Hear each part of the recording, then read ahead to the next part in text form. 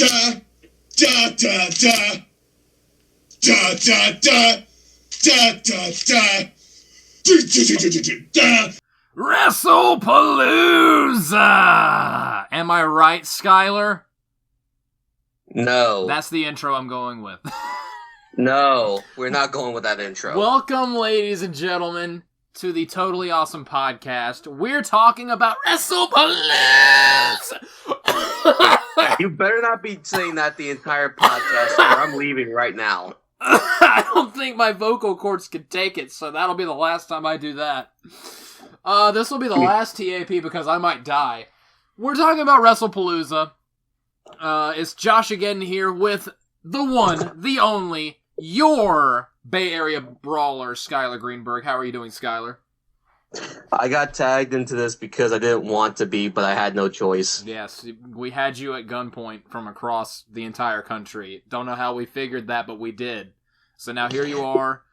You know, God works in mysterious ways. Yes, and Vince didn't want to do the job to him, and then then God was like, you know what? Earth, screw you, and now we're at the sorry state that we're in, so. Well, apparently, according to TikTok, the rapture's happening tomorrow. Sure it is. Remember? Meanwhile, it's already 9 a.m. in Australia, and I don't think the Australian Christians have been taken to heaven yet, so... Remember when it was supposed to happen in 2011, and then at Over the Limit 2011, Kane got on the microphone and was like, I'm disappointed that the rapture didn't happen yesterday. And everyone started laughing. I remember when the Mayan calendar ended in 2012, and people said that's the end of the world, and they even made a movie out of it? That was a good movie, not gonna lie. I really liked that movie. It was a fine movie, but the thing is, like, the world's gonna come to an end according to the Mayans, and then it didn't. And I was like, oh, okay.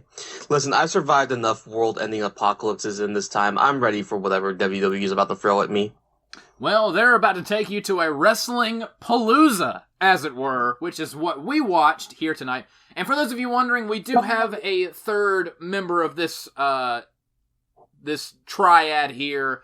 But, however, he did not watch WrestlePalooza. He honestly, and I don't blame him, because our enthusiasm for WWE at the moment is running on fumes. And Sean was just like, you know what? My time and my money are better spent elsewhere. So Sean is not going to be on this show because he didn't watch WrestlePalooza. And again, I don't blame him. He will have his own separate video that he's going to release later on that will probably state his thoughts on wrestling in general. But enough about that. Let's get to our thoughts on wrestling. What did you think? Oh, and by the way, AEW All Out also transpired. And here's my quick review of that show. I didn't watch it. Don't care. They had Mercedes Moné versus Riho. It's in Toronto. Why? It's in Christian Edge's hometown. Good for, first off, Cope. Second of all, good for them. Good for them. I hope they had fun. They had Mercedes Moné versus Riho as a match on a pay-per-view. I'm good. For 16 minutes, by the way. But you had Okada versus Take a Shit. That I would actually care to see. They just had this other random luchador in there for reasons. Yeah, in the main event, Adam Page beat Kyle Fletcher in a 40-minute match. 40? That went 40 minutes? Yeah, Adam Page beat Kyle Fletcher in a 40... It's AEW, what do you expect? Why? Because... There's a reason I didn't watch the show. My review is, I didn't watch it, I don't care. WrestlePalooza! What were your thoughts on WrestlePalooza? There was a 25-minute four-way tag team ladder match. There was a tables and thumbtacks match. There was a coffin match. There were multiple trios matches. A 8-woman tornado tailgate brawl. What the hell is that? What does that mean? 8 women had a tornado tailgate brawl. Oh, and Chris Statlander beat Toni Storm for the women's championship. Good for her. Cool, I guess. So, WrestlePalooza. What were your thoughts? Wait, hold on. Ricochet, Bishop, Khan, and Teo Leone beat the Hurt Syndicate? Cool! I'm so glad for them! Skyler, can we stop talking about AEW before I, literally implode on air? I can't take much more. Listen, I'm just going to say this right now. AEW is not helping with the enthusiasm for wrestling. We used to look at AEW very fondly, and now it's just every single time we listen to it, it's like we're surprised and we're not surprised. Well, and it's disappointing, okay? I looked upon it fondly. Sean was like, we'll see what they got, and you were like, fuck this shit. And now all three of us have reached fuck this shit. Yeah, I'd agree. So WrestlePalooza, what were your overall thoughts on WrestlePalooza as a whole, Skyler? Oh, man. Okay, so WWE WrestlePalooza, the first pay-per-view on ESPN, not that they didn't tell you. I was about to say, are you sure? I had no idea that it was a pay-per-view on ESPN. I didn't know that ESPN was a thing. I wasn't told enough times. Oh, jeez. Okay, well, we'll get to that rant in a little bit. But WrestlePalooza, a 5-match show, and the 5 matches were pretty good, all things considered. But the problem with this show was everything else around the matches. And certain things that happened within the matches. Like, okay, the actual wrestling itself was good. I don't think anybody had a super bad night.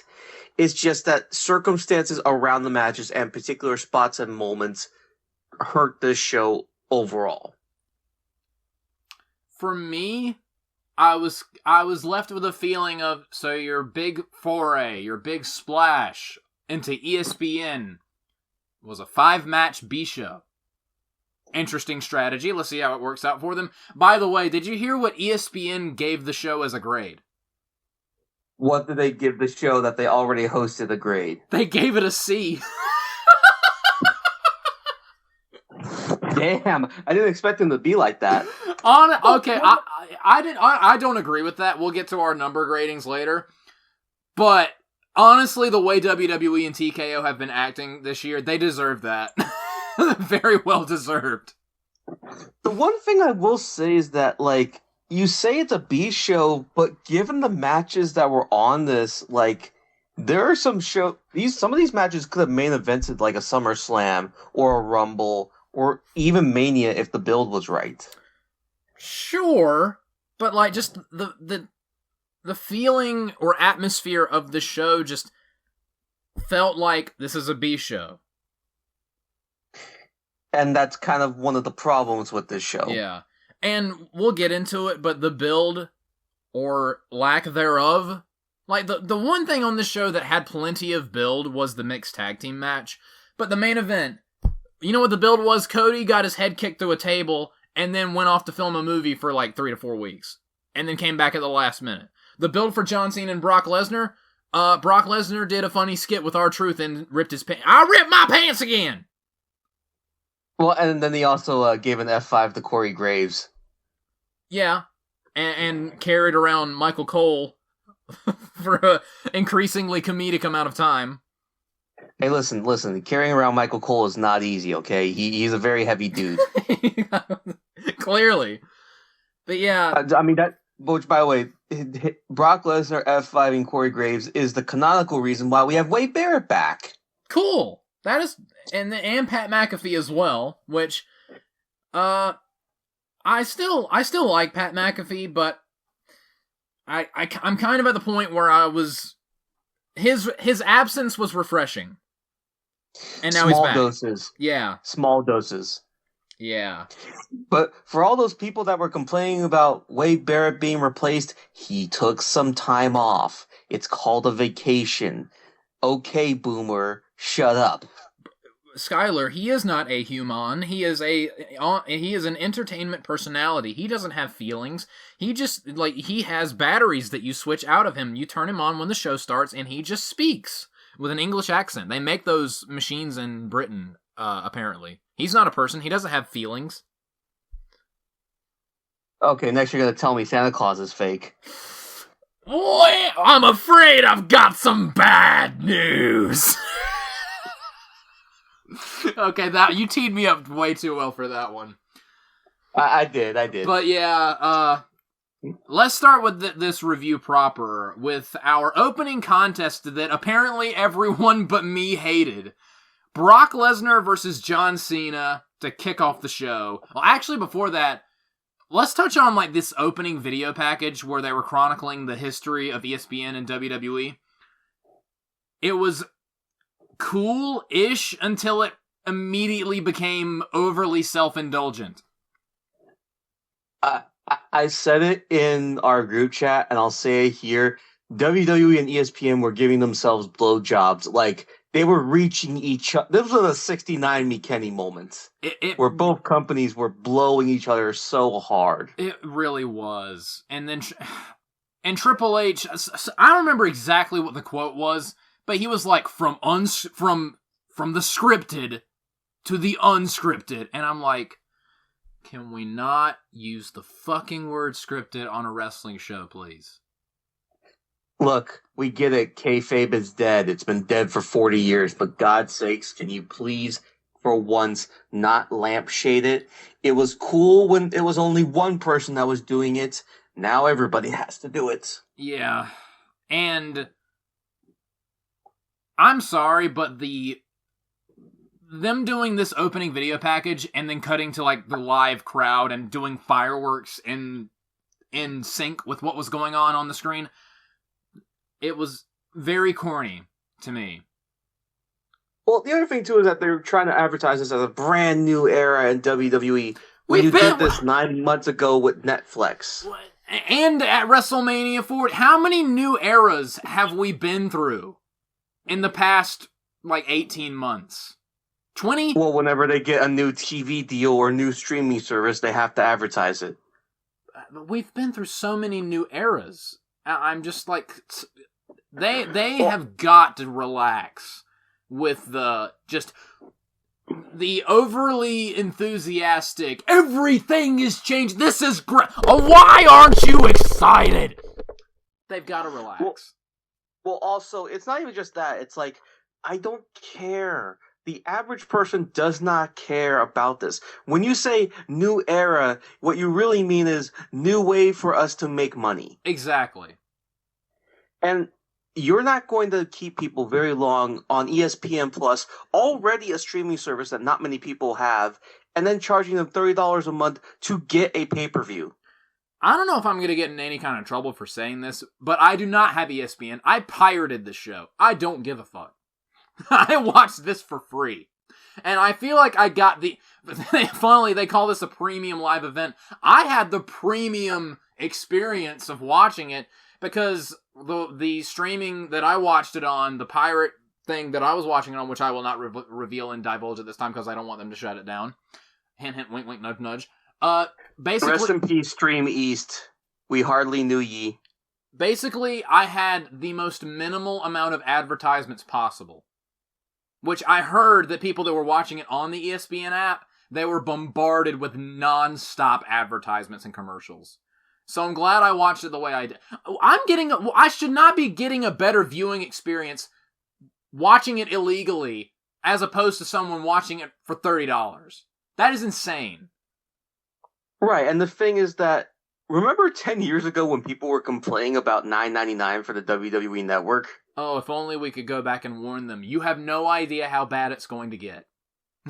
Listen, enjoy the 5 or 6 years you get of a streaming service where it's only WWE, and you can go back and watch any Raw, any SmackDown, any pay-per-view, and any TV show at least the day after, and you don't have to sit through that many ads. I mean, yes, you're going to get ads, but you're not going to get, like, the smorgasbord of everything imaginable. Yes, I would like some wrestling to go along with my ads, but dude, yeah, I miss the WWE Network.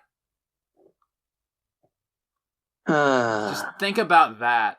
We're at that point. Because, again, it was all in one place. I don't want to have to get a Netflix subscription, a ESPN Plus subscription, a USA Network subscription, Peacock. I don't want to have to go to Paramount when they eventually go there, or Amazon Prime Video when they eventually go there. When the Warner Brothers finally drops AEW and we have to go there for something too. Yeah, it's just getting ridiculous. Stuff like that is more or less why the enthusiasm, at least in our neck of the woods, is going down. Well, again, we've been saying it for the past shows, whether it's the announcement that Mania is going to be in Saudi Arabia, whether it's the continue ring advertisements or the advertisements on the fucking weapons like the tables and the chairs and the bullshits. You are whoring yourself out for every dollar you can milk and squeeze, and I get it. You're a business and you're trying to make money. But you don't have to sell every single bit of thing. Eventually, it's going to turn people off because all you're going to do is force people to pay to watch the advertisement and not the actual show, which I'm sure is Vince McMahon's wet dream at this point. I guarantee you Vince McMahon, some of the things they're doing is like, why didn't I think of that? That's such good some shit. Things that, like, we have to agree with Vince McMahon on, which I hate to do. I know. Yes, Vince, you're right. The ring should be clear with no advertisements. That one doesn't bother me, but it's starting to bother me now because now the ring advertisements are not just on the ring, but on the ring post and the ring sides. Soon the steel stairs are going to have ring advertisements. I'm shocked that they don't have advertisements on the kendo sticks yet. They're going to. They're gonna put advertisements on the belts. Why not have them wrestle for the Slim Jim Championship? I mean, LA Knight already won the Slim Jim Battle Royal to drive a Slim Jim car. You're right. Just wait. We're gonna have advertisements on the wrestlers' trunks. We're gonna have Slim Jim Man coming out to wrestle. But anyways, all this stuff is to say WWE either tone it down with the money stuff, or this is going to be one of the reasons why you drive people like me or Joshua off. I mean, that stuff's going to be annoying, but as long as I don't have to pay for anything by, pirating the shit out of it, they're probably not going to lose me unless Vince McMahon comes back and assumes any form of creative control. But outside of that, it's one of the reasons why it makes it a pain in the ass to watch the show. I shouldn't have to watch 15 minutes of commercials for a 5-minute match. Yeah. This was not. This show was not worth shilling out $30 for. It wasn't. Now, having said that about a 5-minute match, the first match of the evening, it didn't go 5 minutes, but it felt like it. Honestly, I know that everyone on social media despised this match. I very much enjoyed this John Cena-Brock Lesnar match. I thought this was, I wouldn't say really great. This was like a condensed, more to the point version of their SummerSlam 2014 match. I don't know if it was a whole hog ripoff of that match, though. It kind of was, but like the speed run of it. Okay. But the implications of it and some of the things going on around it have me excited for what it's setting up. And that's why I'm okay with it. Okay, yeah, sure, I guess. Also, just saying, Brock Lesnar pulled out a power slam, which he rarely does. That made me squee. Well, I'm sure we are. Do you want to know one of the notes I did write down for this match? I wrote down very little notes for this show overall, but I did write down one of the notes. What did you write? As Brock Lesnar is approaching the ring, I said, mention conversation me and Joshua had while I was at Walmart. And the conversation essentially broke down to, oh my god, he looks so freaking big. And I'm like, that's what they call in the industry a meat castle. Brock looked like a meat coliseum. He has never been this gargantuan. I mean, if anybody is trying to accuse Brock Lesnar of taking certain things, yeah. Well, I am neither confirming nor am I denying, but you believe your lying eyes and ears, ladies and gentlemen. But holy crap, he was massive. Brock Lesnar could basically blot out the sun if he walked in front of it. He could murder, you remember that meme that was going around where people were like, so-and-so versus 100 gorillas. I think that this Brock would be fine fighting a gorilla. Yeah, if you send in Brock Lesnar, he's taking down the gorilla, no problem. It's like when he F5'd a shark in that one SummerSlam commercial. Please give me Brock Lesnar F5'ing Harambe. Here's the thing. All you have to do... Okay, now please edit that out because I don't want to... We're now back, ladies and gentlemen, and oh my god, Skyler. I can't believe you've done this. What can I say? I'm dirty. You sure are, you little slut. But anyway, now that we're back, I mean, listen, if I'm going to slut for anybody, it's going to be Brock Lesnar and his giant body. And yes, I don't care if he destroyed John Cena, who's my favorite wrestler. Perfect. But yeah, this was basically, if you took their SummerSlam 2014 match and just pressed fast forward, that's basically what this match was. And I can see how this would bother some people. Well, a lot of people, honestly. But I think it sets up a lot of interesting stuff in the future. For one, it gives John Cena something to overcome in the final stretches of his retirement tour. We're likely going to be getting Brock in War Games with the Vision, and John Cena is likely going to be on the opposing team. Give me that immediate... Brock Lesnar in War Games? Inject that into my veins. Yeah, agreed. Something else I would also like to point out, it was really cool for Paul Heyman to come out and do stuff with Brock Lesnar again. Mm-hmm. Like, if you're going to have Paul Heyman do anything, it's going to be with Brock. Yes. But something I feel that I need to ask you, Joshua, because you are the biggest proponent of I hate finishers kickouts. Yes.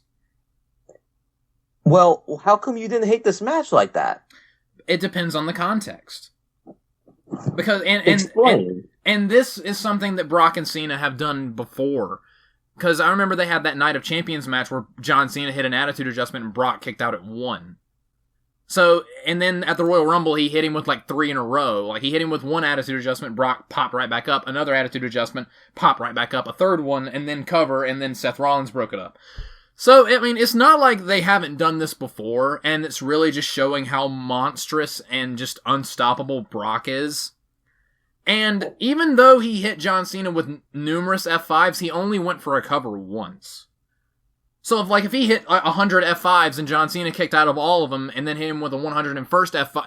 This was not WrestleMania 34 with Roman Reigns, where he hit him with like 15 F5s and Roman kicked out of all of them and it was awful. This wasn't that. Why do you have to bring that back into this thing? Because God damn you. That you asked me why it didn't bother me, because it wasn't that. That was infuriating. This was not. Okay, you know what? On second thought, I accept this.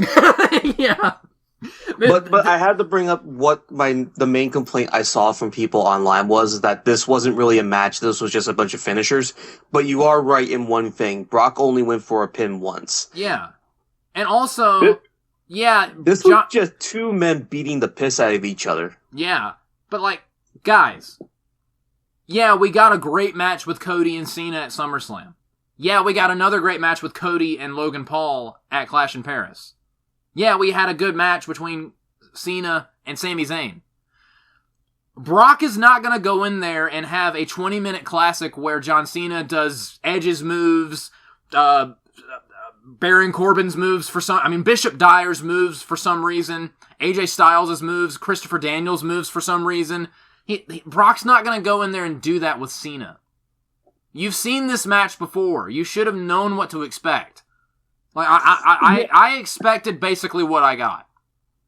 Right, but I think people were kind of like assuming that Cena would have tried to get something else from Brock and maybe do like a Matt Classic. Well, they assumed wrong. When is the last time Brock has done that? Wrestle a normal match? Wrestle a match where he doesn't just suplex people a fucktillion times. Maybe Cody at SummerSlam a couple years ago, but even then, that was a hardcore match, so... No, it wasn't. It was just that one match where it was a normal match except for when the referee had an aneurysm and just didn't see Cody Rhodes hit Brock with the steel steps that I'm still upset about. See, I knew you were going to say that too, right? It was a weapon. But anyway. I love consistency, don't you? But anyway. But yeah, this match... What's that in WWE? They consistently are greedy. But again, there wasn't all that much to report in this match. It was a fairly simple match, and I didn't think it needed to be anything other than that, especially with the things that they have set up in the future. Like, I don't know if John Cena's scheduled for Crown Jewel. I don't know what he's going to be doing there. Maybe has a rematch with Brock. I don't think that's necessary. Honestly, I would, if it were me, if I were doing this, have Brock beat Cena so bad that we don't see Cena again until Survivor Series, and they build up. But the babyface team we have a secret number 5 guy who's the 5th mystery man, and then John Cena comes out. Well, here's the thing: John Cena has to be there because he needs to do shit. I know, but I'm still excited about what this is setting up, which is why this did not bother me at all. Okay, fair enough. So, because, again, you have to take in the context of why they're doing this, and what is it setting up for, and also, especially if a lot of people were upset that John Cena lost, what would this would be so pointless if you brought in Brock just to beat him immediately. And they already did that in 2012 with Extreme Rules, which I'm still angry about. Yeah, I suppose. So, I didn't have any problems with this.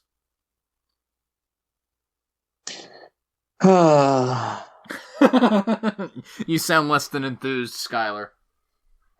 Look, when we talked about John Cena's retirement tour starting last year, I didn't think we would have this. I was hoping for something different, but, I mean, it's here, so what can you do, right? Well, let's be real. This whole entire retirement tour has not exactly gone how any of us expected, for better and for worse. Pretty much. What's up, Dwayne? How you doing? But anyway, so we're gonna move on to. Is there anything between this match and the next match you want to talk about? Nope. All right, we have Braun. We have Braun and Braun, who should start a law firm of Braun and Braun. Yep. Going up against the Usos, Jey Uso and Jimmy Uso, in a tag team match where LA Knight was the special guest referee, and LA Knight was like, let's just make this no disqualification. What did you think of this matchup, Skyler? Well, I'm not excited about the implications that this match has, but as a match, it was fine, ? I thought it was pretty good. My biggest takeaway was, holy crap, they're using Jey Uso correctly in a tag team match where he belongs. Not wrestling for a world title. So that was... Now you say this. Well, actually, I don't know if what Jay's going to be up to for the foreseeable future, because before we started recording, I read that Jay suffered a concussion during this match, which, I mean, we'll go through the match proper, but I do want to just point out, like, near the end of the match, he hit Braun Breaker with this chair, and it, like, smacked Jay in the face and busted him open hard way. That's probably where he got concussed. Okay. And did you see, like, how, like, goofy and, like, wobbly he was after that? I mean, I'm assuming that's just his selling, so, you know, like... No, I do not think that was selling. I think he knocked himself loopy, which, I mean, if he's concussed, then, yeah, he probably did. Okay. So, as much as I do not like Jey Uso, I hope you get better. Maybe next time you swing a chair at someone, don't have your face next to them. Have some distance when you're swinging a metal chair at someone's back. But, so, I thought this match was good. It was refreshing to see the Usos tag teaming again. And again, I like that Jey Uso's in a tag team match. Well, let's be clear. It was very much implied that this is not going to be an ongoing thing. Well, we'll see. We'll see. And it was nice to see that Paul Heyman was out for Brock Lesnar, and he's still out for this match. So that was like a show-long thing that I did appreciate. And then... Now, hold on. Can we talk about this entrance and the Braun and what they wore? Their death metal jackets? Okay, so on this edition of What the Fuck is the Vision Wearing? This is not going to be the only installment of that tonight. Braun and Braun looking like they're about to go to a rave, a death metal rave. A death metal rave. You know how later in the show, Seth and Becky looked like SpongeBob at the end of the SpongeBob movie. No. We will get to that. The reason I bring that up is because earlier in the SpongeBob movie, when they went to that bar where it was like, bubble-blowing bubble babies will be beaten senseless by every able-bodied patron in the bar.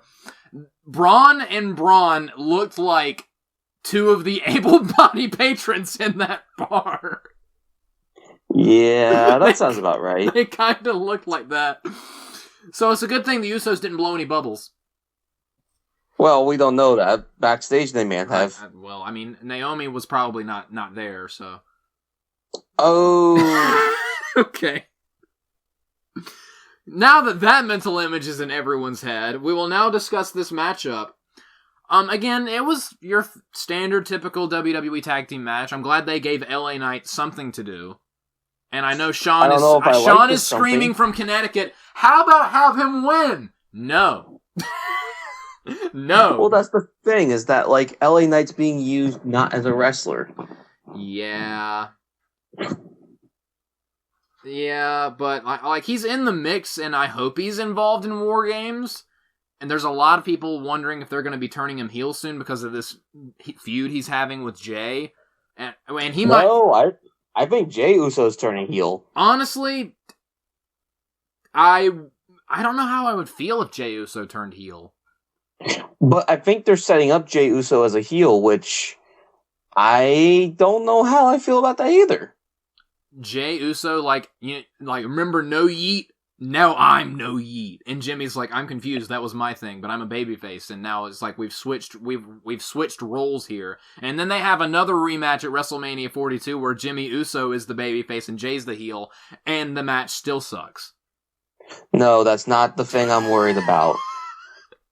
Do you know another thing I'm worried about? What is the thing you're worried about?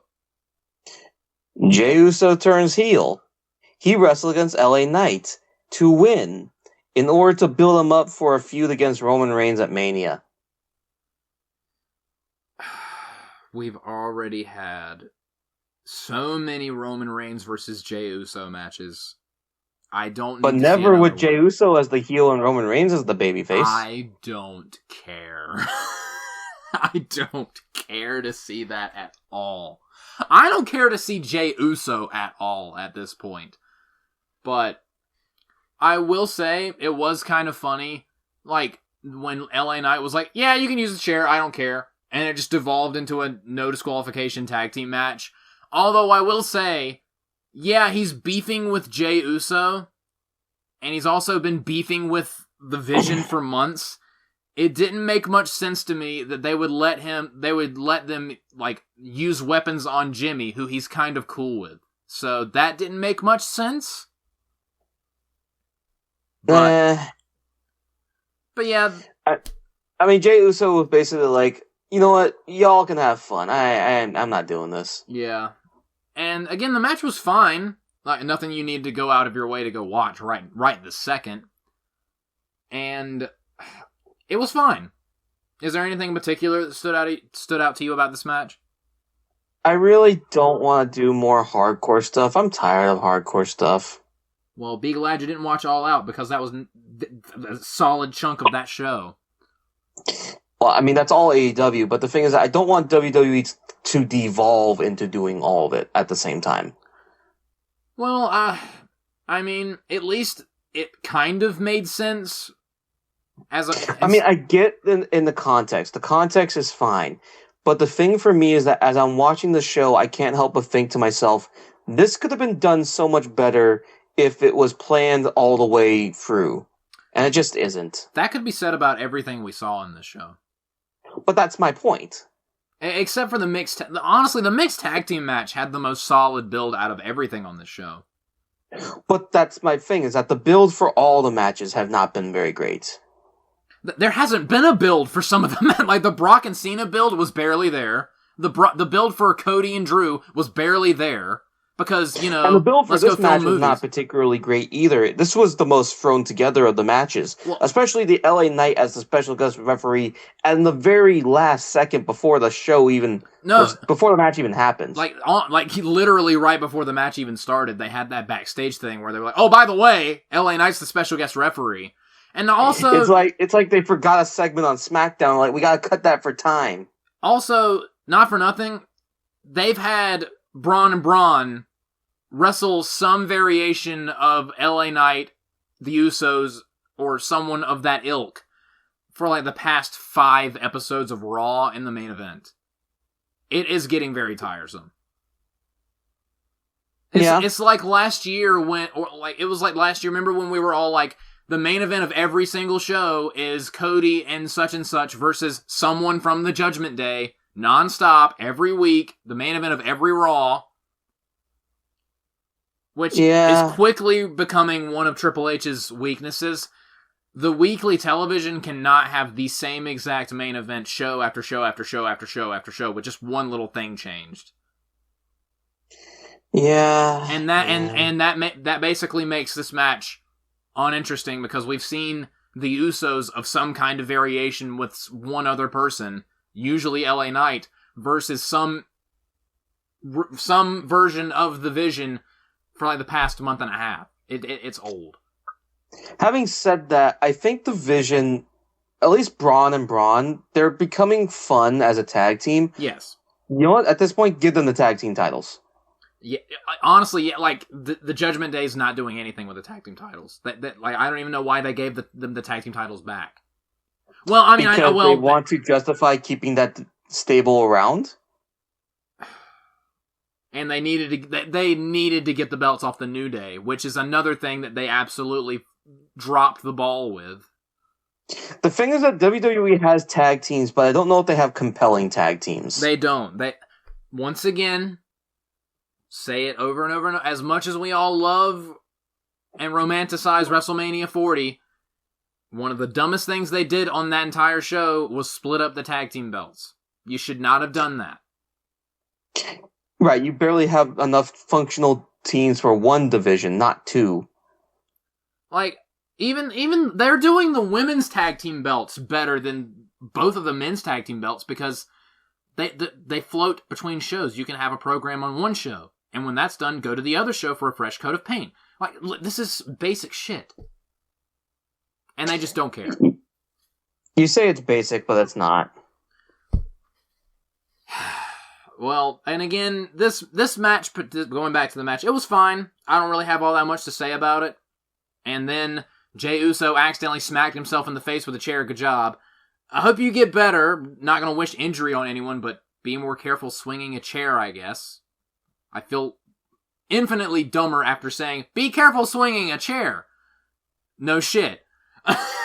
And then we got the double spear through the table, which in concept and kind of in execution was cool, but they kind of did it in slow motion because Jay was wobbly, because, he concussed himself 30 seconds prior. It was good to, like, honestly, them having Juice in this match did freshen it up a little bit, made it feel a little more intense, even though it was very much unintentional. And then we got the Tsunami for the 1, 2, 3, so at least the Vision are winning matches. Yeah, but again, I think it's setting up stuff that I'm just not interested in and don't want to watch, but whatever. I honestly just want Braun Breaker to break out and do his own singles thing. I want him to do the Batista turning on Triple H, Seth Rollins already and win the world title and have Braun Breaker be this era's Batista. That's what I want. Well, we'll have to wait for that. But anyway, is there anything between this match and the following match that you want to discuss? Was there any segment? Because I'm not going to lie, I skipped. Basically, if it wasn't a wrestling match, I skipped over it. Was this the Stephanie McMahon moment? I think that was between the women's world title match and the mixed tag team match, or it was either between those two matches or between the mixed tag and the main event. Was it before or after Stephanie McMahon invented women? It was after that. Okay, then we'll go to the next one. Alright, so we had, by far, in my opinion, the best thing on the entire show, and honestly, it wasn't even close. Stephanie Vaquer versus Io Sky for the vacant women's championship. This was awesome, and I'm just happy that we had a fantastic match from beginning to end with no shenanigans, chicanery, or any kind of nonsensical bullshit, and we just had a match that was good and had a proper finish. I forgot we used to have those. that is every issue we have right there. That is the saddest statement possible. Especially because, like, this was the best match exactly for that, but every other match could have been that good if you didn't have the shenaniganery. But Skyler, where's your love of excessive shenaniganeries? For that shitty restaurant I watched on a Comedy Central movie. But yeah, this was really, really good. This honestly is in contention. I don't know if it's match of the year, but one of the better women's matches of the entire year. We may need to separate that, honestly, into men's match of the year and women's match of the year. Possibly. I mean, I know people are already going to complain about, like, separating men and women wrestler of the year or stuff like that, or, like, whatever. Who cares? You do have to grade it on a different thing because it's a different thing. Yeah. That's a very PC way of saying men and women are different. Shocking revelation here in 2025. That silence was earned. I'm not touching that one. That silence was earned, and I'm keeping it in. I hope it made you as uncomfortable as it made me. But this was a fantastic match, and Io and Stephanie have just insane chemistry. I only have not even a criticism, but it's a concern, but I'll get to that at the end of the match. But this was a technical masterclass. They started off with some chain grappling, and then it just became a game of chess, one-upsmanship between two very capable athletes. Both of them are really good, and Io Sky is really this year putting together a resume of just fantastic matches. She had that incredible triple threat match at WrestleMania this year. She had that incredible match with Rhea Ripley at Evolution. She had that, I wouldn't say incredible, but a very good triple threat match between Rhea and Naomi at SummerSlam. And now we have this. Io Sky is honestly one of the best women's wrestlers in the world. The thing is that this year, it's not going to be clear-cut, it's Rhea Ripley winning Women Wrestler of the Year. Oh, no, like it has been for the last 2 or 3 years. Oh, no, it is not going to be clear-cut. Rhea has some decent competition. Right, which says something because Io Sky has always been this good, but I think this is the year they decided to really allow her to showcase what she can do against a variety of opponents, which is the most important thing. It's not just the same women she's wrestling over and over again. They let them cut loose a little bit, because there were some counters and some exchanges where I briefly felt like I was watching like a Joshi match. And I was like, whoa, I can't believe they let her count. Like, there was a way she flipped out of a counter, and I was like, you don't see them let the wrestlers do that kind of impressive shit all the time, because WWE likes it. They like their cookie cutter, everyone wrestles the exact same way type of stuff. And they didn't really do that a lot in this match, which is part of what made it so great. But I will say one spot that really stood out to me. They were doing something on the apron, and Io was trying to do this powerbomb. Stephanie stopped her and gave her a knee drop to the throat. And that looked disgusting. Just damn. This is one of those things where, like, you're feeling some of these shots. Oh, yeah. Like, some of the kicks that they were giving each other, my God, their legs are made of iron. Yeah, and the way they would bump off of, like, the missile drop kick, and the way the crowd was just with them the entire way. Which is also a good sign, because when the crowd is with you for a women's match like this, like, you know you've done a good job. Yeah, and for everyone who's like, oh, they just don't like women's wrestling. You're not wrong, but we like good women's wrestling like what we got here. Like, just give us quality women. This is what Sean says all the time. Quality over quantity. We don't need women's secondary belts. Which, surprise, surprise, neither of them were on this show. Well, I mean, none of them were on the line on this show. But I think you could have a secondary women's championship. just one. But the thing is that you have to have the division big enough to support it. And WWE has a division. It's just split into two and not able to fully function. Do you know who the Women's United States Champion is? I know it's Julia. When's the last time you saw her? Do we even know that Yes. when do we even know that she's still alive? Do you know who she's feuding with currently? You're assuming that I know she has a feud. She does. Do you know who she's feuding against? No. Brace yourself. You're not ready for this one, Skyler. She's feuding with Michin. That's still going? Yup. That is the... I thought that feud was over. Nope. Still going. And you know who they brought in for that feud? Who? Kiana James. Right. And the mouthpiece. And B-Fab.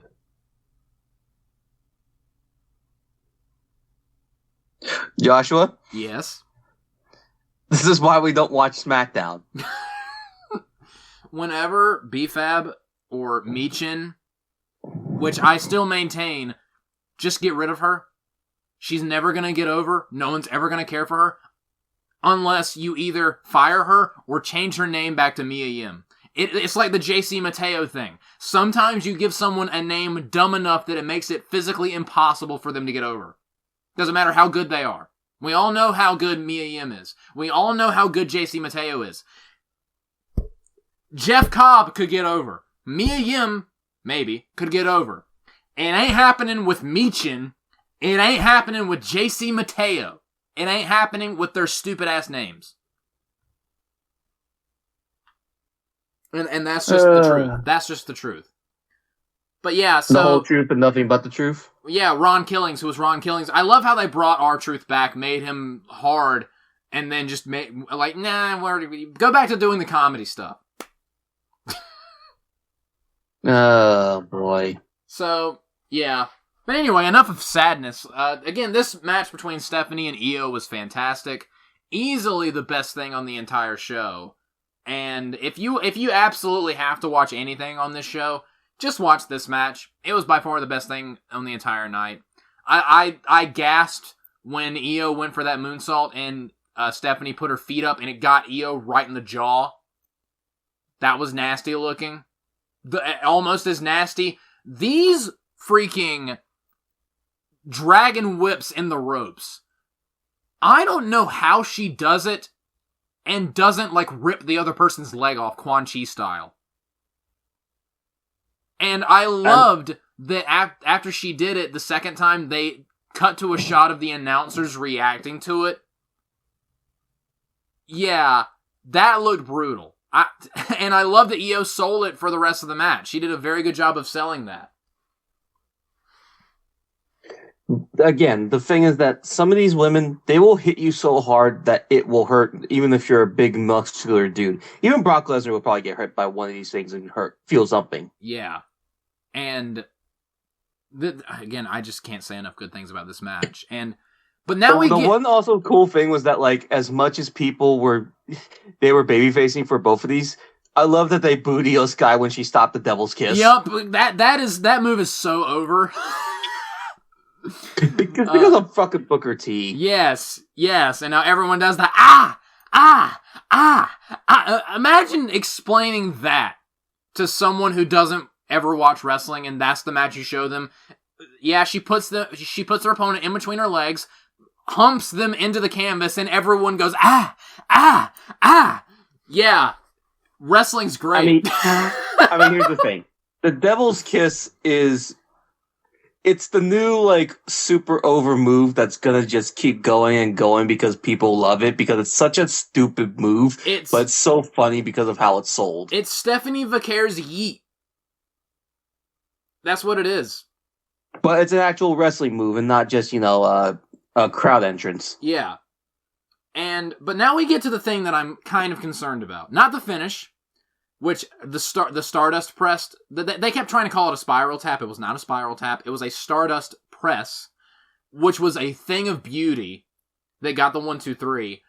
I'm happy for Stephanie, but I'm concerned that they maybe are putting the title on her too quickly. No, you strike while the iron is hot. Sure, but they already did that earlier in the year with Jay. Now, I know there's a world of difference between Jay Uso and Stephanie Vaquer. I apologize, Stephanie. Please give me the devil's kiss after saying that. Or just in general. No, she ain't getting... No. But anyway, Listen, my the point reason is, why we complain about Jey Uso is because as good as he is, and he is a decent wrestler, okay? Let's not get this twist, okay? He is not a top 5 or even top 10 wrestler in the ring in WWE. Stephanie Vaquer is that in the women's division. Heck, she's a contender for Women's Wrestler of the Year. honestly, yeah. Not even breakout star of the year. She might win Woman of the Year, honestly.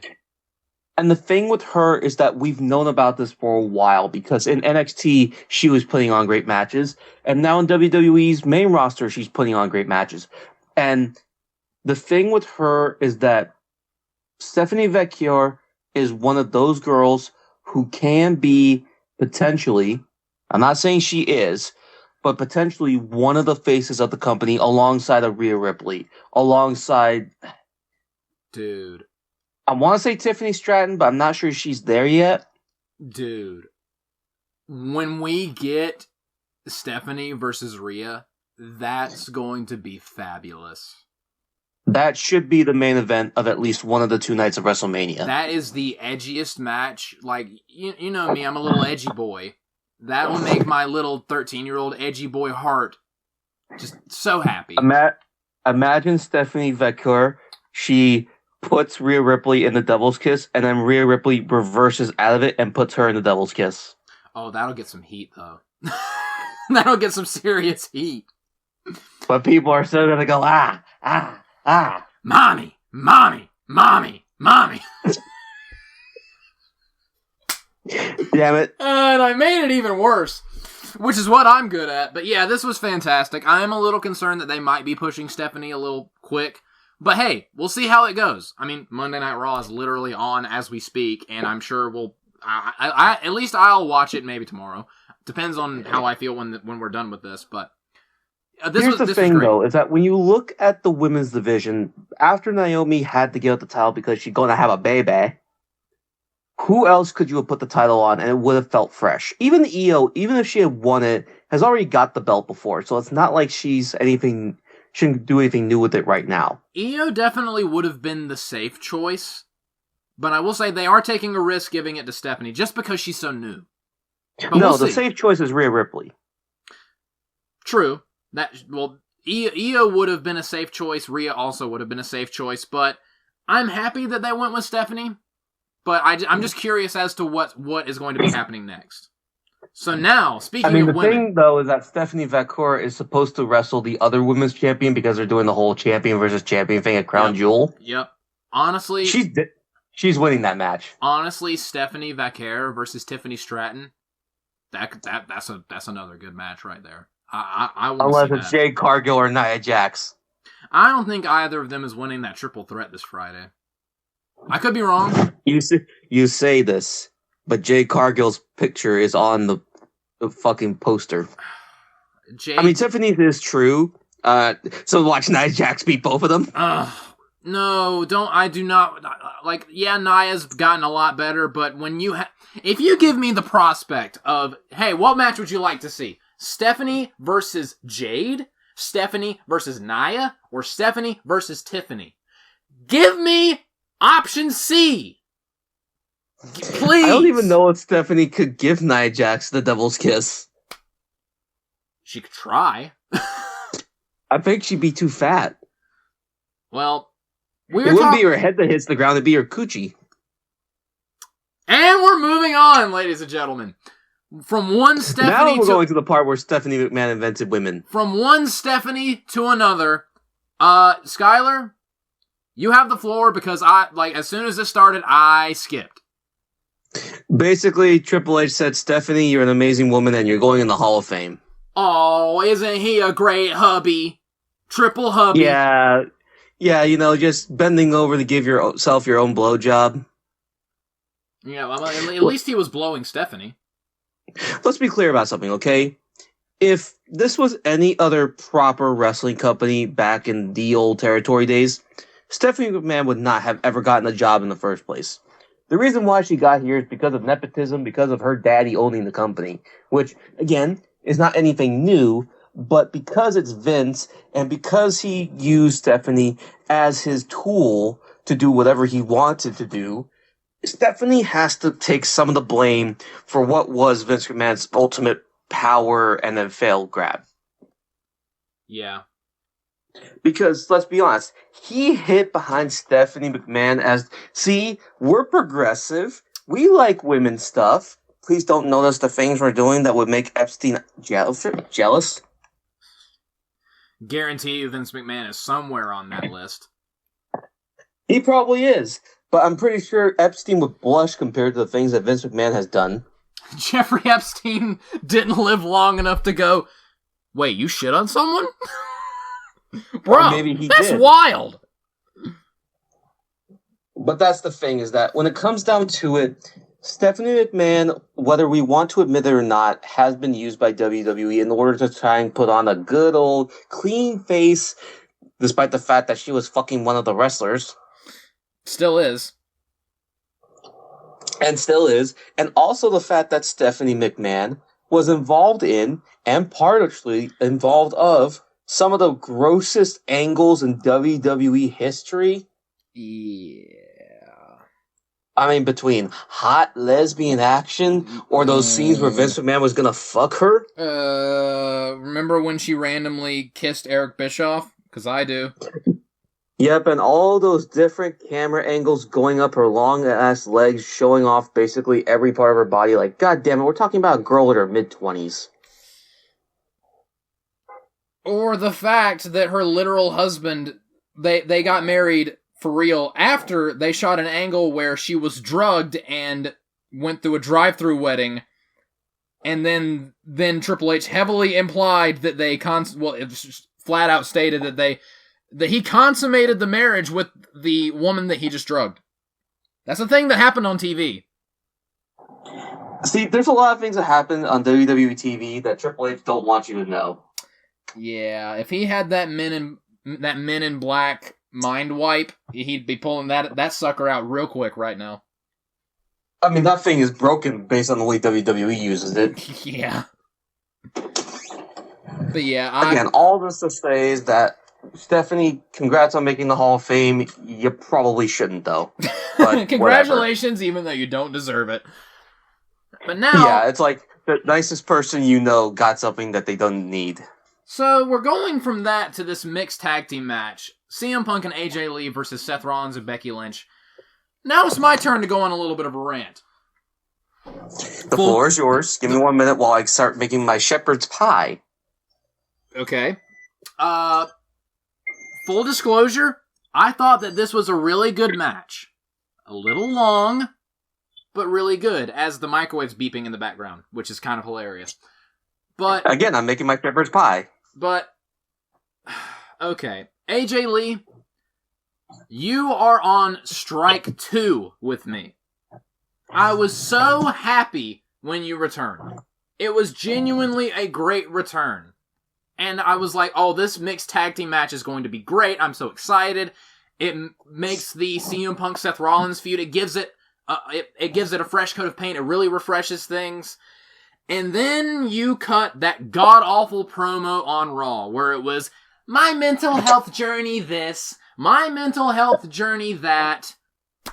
Do you want to know why one of the main reasons why mental health issues are so bad in this country? It's partially because no one shuts up about them. It's all people, especially people my age, talk about. People are obsessed with mental illness. And surprise, surprise, it's generating more mental illness. Although her getting the crowd to chant therapy was funny. I won't lie, that was pretty funny. But it got even worse when Seth Rollins came out and she was like, thanks for mansplaining. Oh my god, that got on my nerves. When I watch professional wrestling, I don't need social messaging. I'm not really in the mood for feminism, even though Stephanie McMahon did magically invent women. I didn't really need that. That was strike one. That was really annoying and it really bothered me. But I was willing to let that stride. I was like, you know what, strike one. Strike one. I was not anticipating that this was going to be a reoccurring issue. Did you see the shoes that AJ Lee wore during this match? Enlighten me and the folks.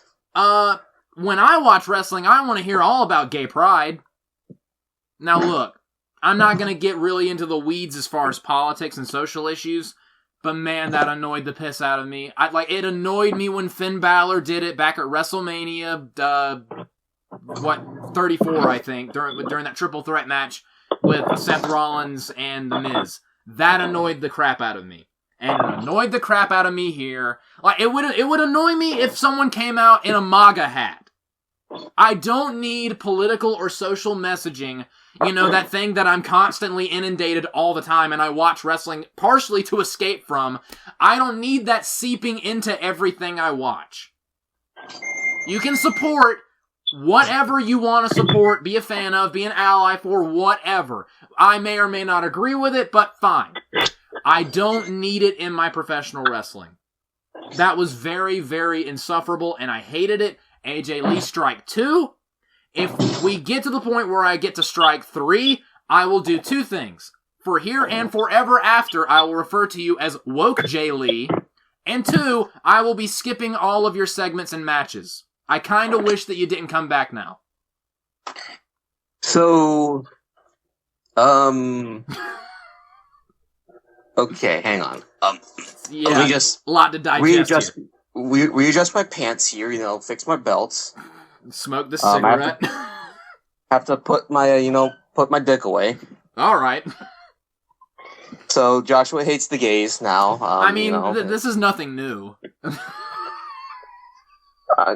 So, I'm guessing you aren't homo. Only for you and Sean.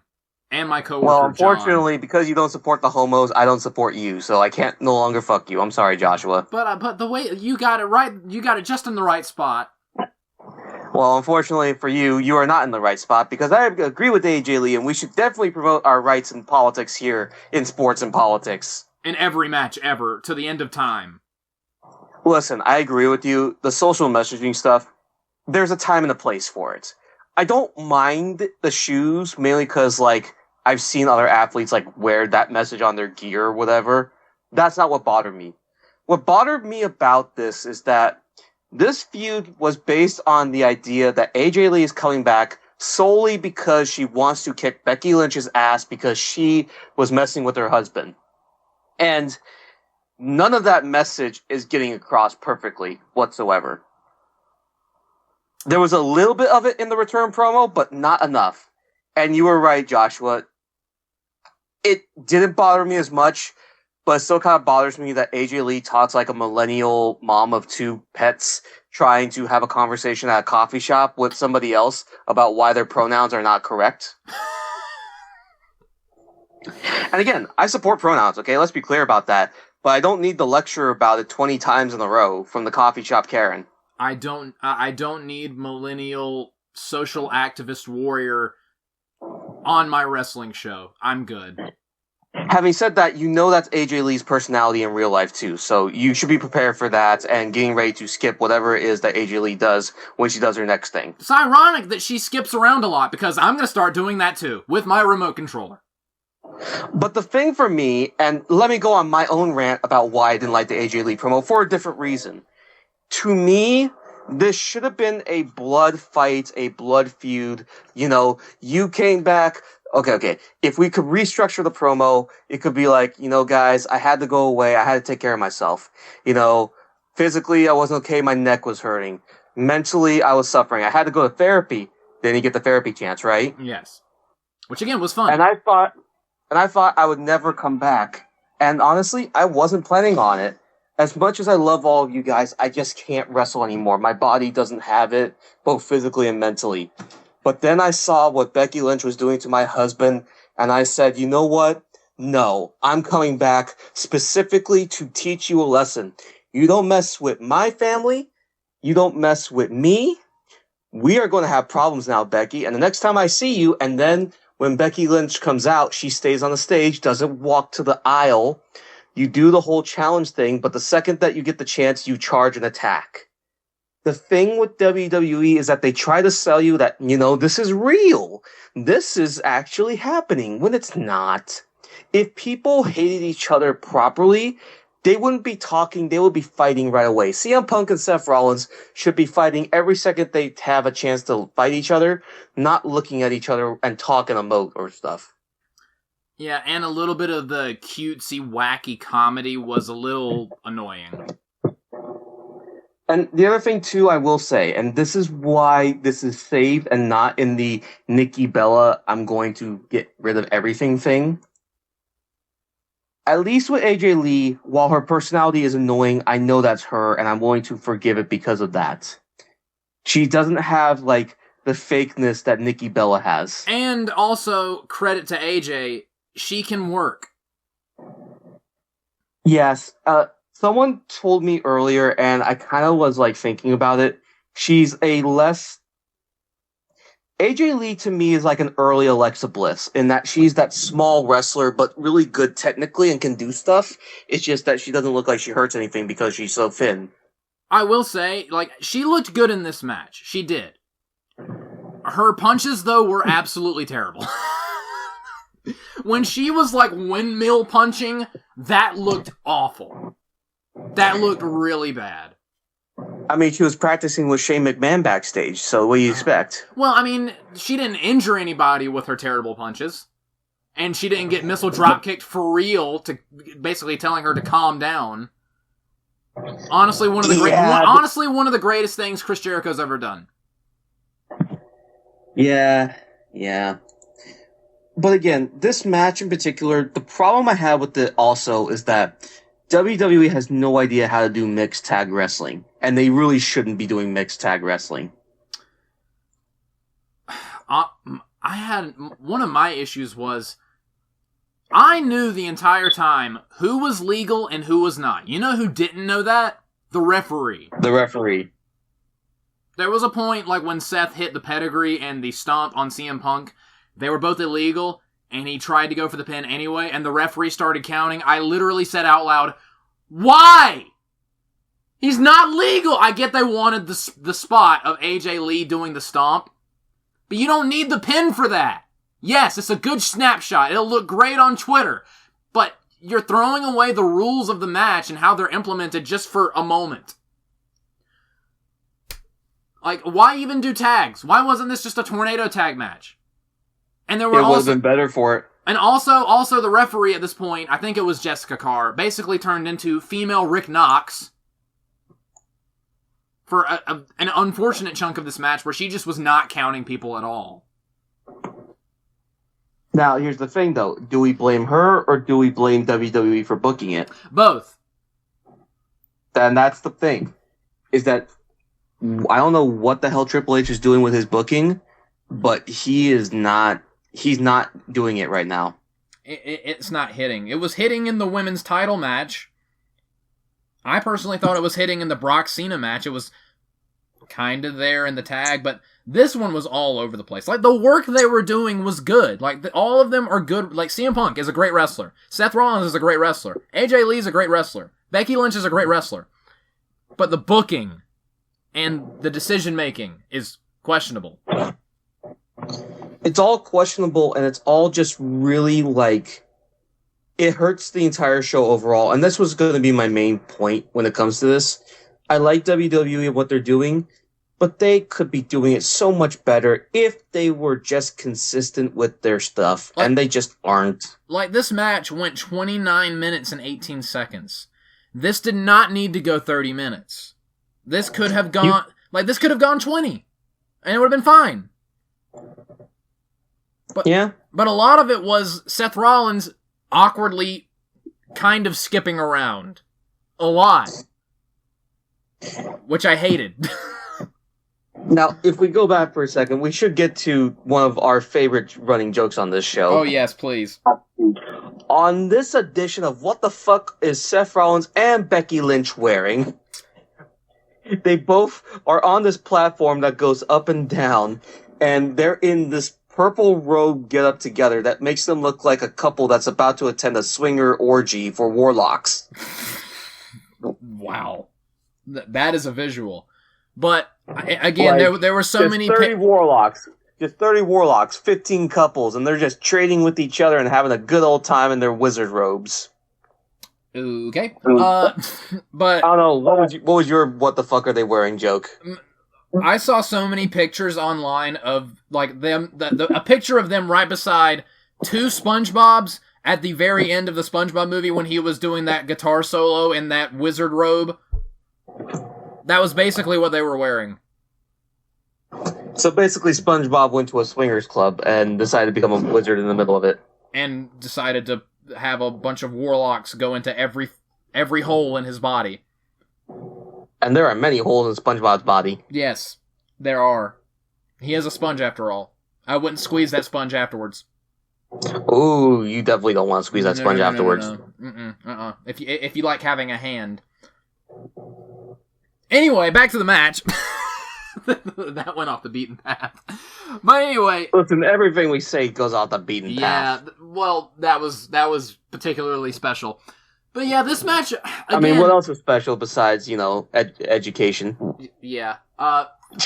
Oh, God, okay. I made a special education joke. I mean, one of the three of us did ride a short bus, but we're never going to stop bringing that up. 2, yeah, you know what, you're right. I'm never going to stop bringing it up. But yeah, this match... It was good, but there were things that were just holding it back. Like... This was a match that, again, suffers from everything else that Triple H is doing. It is overbooked to hell, and it is just never consistent, and it was the weakest match on the entire card, to be honest. Because of the stuff that you said. The referee not being there for the count, AJ Lee's work, which was rusty at points and good at others, and some of these decisions that were being made about spots and moves were just bleh. Yeah, them putting... I thought it was funny when CM Punk put Becky Lynch in the sharpshooter, which, at the same time, like, we literally a couple years ago had Bishop Dyer give Becky Lynch the end of days, and 9 years before that, we had CM Punk literally give Beth Phoenix a GTS. But suddenly CM Punk doesn't want to hit women? Apparently not, but he's fine with putting them in the sharp... Also, that's another thing. CM Punk, I love you. Stop doing the sharpshooter. Well, he hasn't done the sharpshooter. No, well, he hasn't done it correctly. Him trying to put it on Seth was painful. Oh, yeah, but it was not great. Remember when he tried to put Gunther in the sharpshooter at SummerSlam and Gunther had to correct him? Well, I feel like that's what Gunther should be doing anyways. Yeah, CM Punk, please stop doing the sharpshooter. Please. Asking for a friend. But I do like that AJ Lee got the win via submission because it continues that and it builds to AJ Lee versus Becky Lynch one-on-one, which is a match I would be interested in as long as AJ Lee doesn't do something to piss me off that'll make me go, strike 3, you're out, I'm done. Because I do want to see that match. Let's see. What happens first? AJ Lee pisses you off and makes you not want to watch her again, or you get to that match? My guess is the match will be about to happen, and then I see, or she does, or whatever, something that pisses me off, and I'm like, but the match... Alright. Like, the match will be just about to start. At least get to the match first, right? Yeah, like, just at least do the match, and then do something cringy afterwards that annoys me. But I suppose. I honestly, I do think that this was better than the other tag team match on the show, because the other tag team match was just kind of more of what we've seen 100 times on Raw. This was special because it had AJ Lee back for the first time in 10 years, so I did like that. And again, I didn't think it was bad. It was just too long. the referee needs to be a better referee and stop doing her Rick Knox impression, and AJ Lee needs to really work on her punches. But other than that, I thought it was fine. Yeah, that's fair. And then we're moving on from that to our main event of the show, Cody Rhodes defending the undisputed WWE Championship, which I don't know why it's even called that, because we have a world champion. It is very much in dispute, against Drew McIntyre. What were your thoughts on this main event, Skyler? Wait, this match wasn't fourth? No, it was not. Damn it, ESPN, I want my $30 back. I will sue!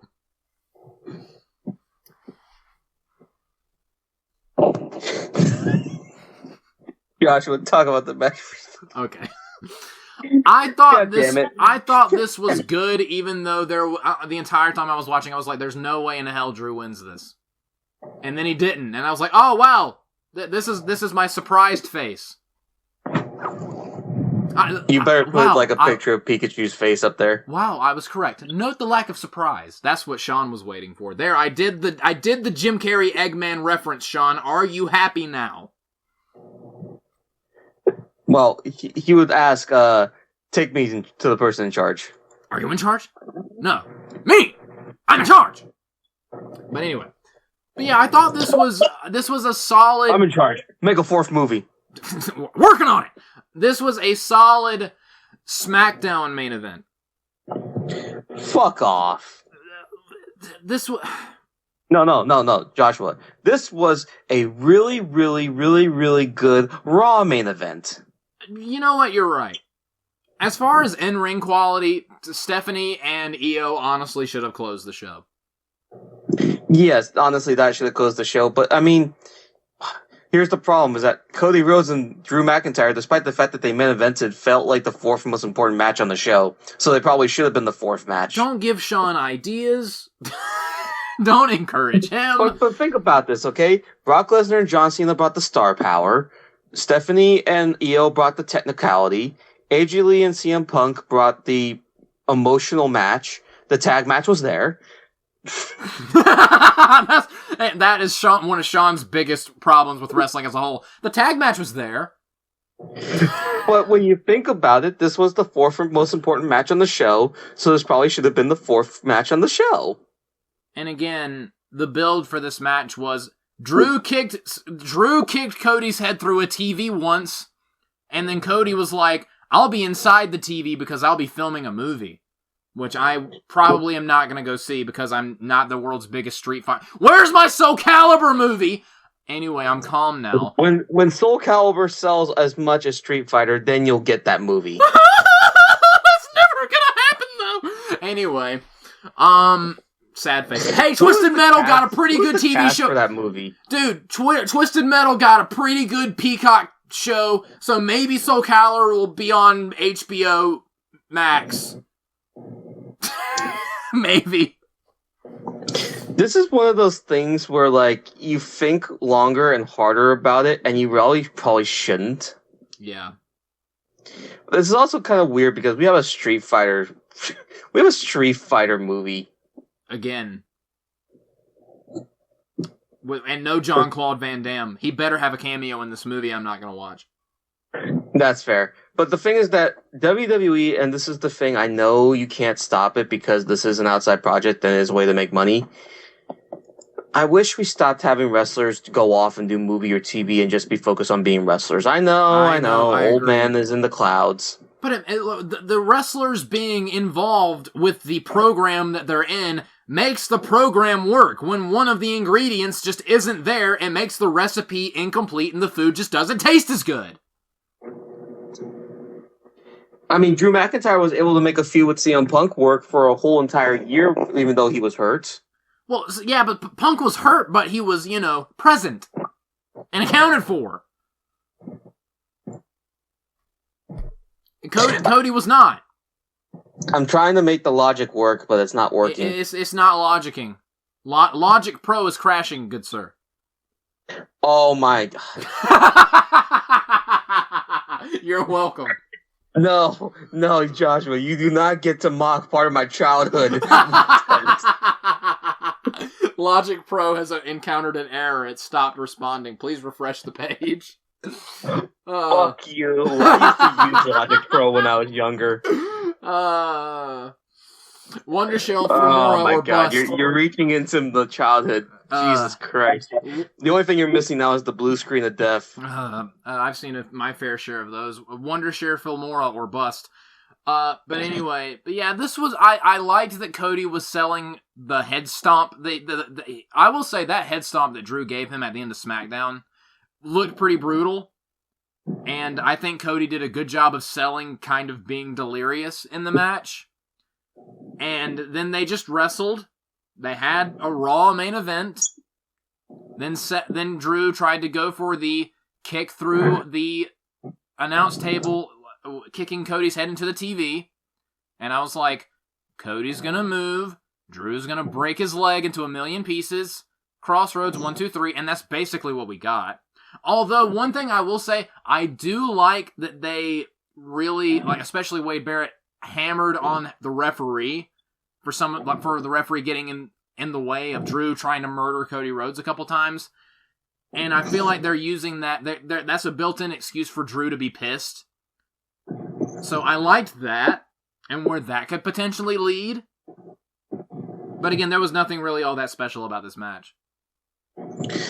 I mean, the thing is that Drew McIntyre, this is a reward to him to, again, being an MVP and just making stuff up as he goes and having great match after great match and great promo and great feud and all this stuff. It is one of those things where I wish he just wins something. He has been screwed more than a streetwalker in Lancaster, South Carolina, who needs some meth but doesn't have any money. Okay, hold on, Joshua. I have a question. I have an answer. Are you talking about your ex-girlfriend?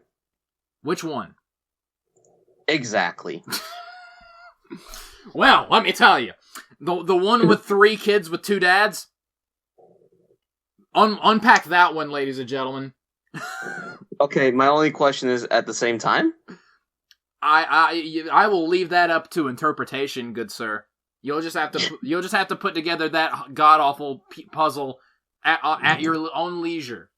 Because I refuse to. I refuse to. I refuse to because I don't want to catch an STD. I'm good. I don't want to touch that puzzle. Yeah, it's so weird. It'll make you cross-eyed and it'll give you a speech impediment. Anyway, that's as far as I'm going with that. Anyway, wait, hold on. We're talking about Jack Swagger. Well, he's not that cross-eyed. Also, listen to Jack Swagger's podcast where he talks shit about Tony Khan. It's funny. It was pretty funny, not gonna lie. But yeah, this match was fine. It's just for their big foray onto ESPN, you'd expect a little more than Drew's gonna lose via dubious circumstances, kind of, and Cody's gonna win because he's Cody, and that's our show. Bye. Thanks for watching. Thank you for the $30. You know, given the lineup of matches that they had, do you think this would have been better if Brock Lesnar was the one to main event, given the fact that he's been on ESPN before because of UFC? Considering basically the squash that they did, no, I can see why they did not have that close the show. I can absolutely see why they had that start the show.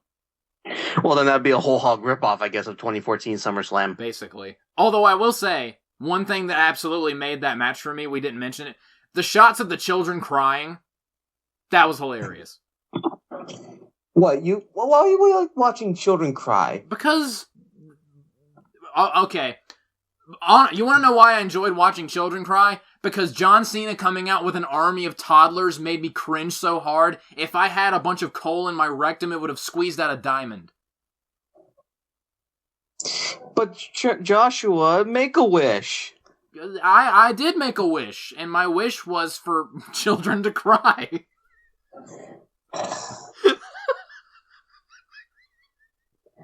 See, Joshua, we're going to hell. we're just going to hell. Well, I mean, Stephanie Vaquer has been there before, so I think we'll be just fine. We'll learn how to do the devil's kiss. Yeah, and Booker T's gonna go, yeah. While we're there. Alright, we're losing our minds. So, we're gonna give our final thoughts on WrestlePalooza. What is your overall thoughts and your closing grade for WrestlePalooza here on this show, Skyler? So before we go into it, I just want to say that, again, given the issues with my problems with the financing and WWE trying to milk every dollar on that cow, now that it's been long and collapsed, the nonsensical booking sometimes of Triple H, and just the general fatigue I have, I'm not saying that this is the show that makes me stop watching WWE, but it's pushing me towards that direction, especially as we go now into fall and winter months where I worry that the thing I talked about months ago is going to come true as we get closer to that date. Don't. It's like the bye-bye man. Don't speak it, don't say it, don't say it, don't think it, don't think it, don't say it, don't think it, don't say it. I mean, listen, there's a certain Sunday night main event in December that John Cena's going to be at, and we'll see what happens on that day. Because if a certain face comes on the screen, I'm done. Yeah. Having said that, again, this is the show that you need to watch. Me and Joshua, when we do these reviews, we're not breaking it down hold by hold. I'd say go watch the show for your own enjoyment and determine how much you're going to like it. Our numbers are only a representation of what we thought and what we would recommend for this show. And given that, I think people should go back and watch Stephanie versus Io. This is easily one of the best women's matches of the year, and definitely going to be a contender for Women's Wrestler of the Year between these two. I give this show a solid 7 out of 10. Wow, that's higher than I was expecting. That's higher than I'm going. I thought this show... the thing is that I did enjoy this show. It's just that it lacked the thing.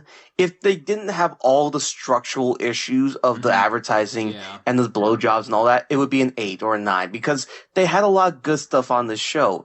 And anytime that you have a match of the year contender, it automatically goes up 2 points. I just can't go more than that because of the certain things that annoyed the hell out of me. Honestly, and a lot of those things annoyed me as well. I thought this show was solid. I would say good. I'm not going to say great. I enjoyed the opener, which I know is heresy. So thanks for respecting my differing opinion, everyone. That's what the internet's known for. Well, listen, Joshua, I know that you're a homo and that you want Brock Lesnar to dominate you. I'm sorry, what did you say? I was too busy laughing. You want to be used by Brock Lesnar and his giant meat castle. I want him to put my dick in the Kimura. This has been another earned silence. But yeah, I enjoyed the opening match. The tag match was fine. Jay busting himself open was stupid, but I hope he gets better soon. And fuck him. The women's title match was easily, by far, the best thing on the entire show. Easy match of the year contender. The mixed tag was good, could have been better, and AJ Lee is very annoying. And the main event was there. So, this was a good show. I'm going to go a teeny bit lower than you, Skyler. I'm going to give this show a solid 6 out of 10. It was good. Could have been way better. And I shouldn't have to pirate a show for the best possible viewing experience. Yeah, and that's the thing, too, is that even though I have ESPN Plus, those things annoy me, too. If, I hate to say this, but if this show had been saying, press here to get rid of commercials, people would have been clicking on that so fast. They would have crashed the site by everyone clicking on that button simultaneously. Yeah.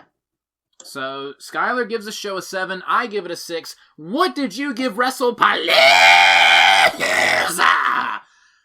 Comment down below. You don't need to do that anymore. Comment down below, and we'll give you a Palooza, the likes of which you've never seen before on this earth. And we will see you guys next time. Do we even give a shit about Crown Jewel? Well, I mean, it's in Australia, not Saudi Arabia, so yeah, true. kind of. That is true. Depends on what the card is. Brock Lesnar versus Joshua's asshole.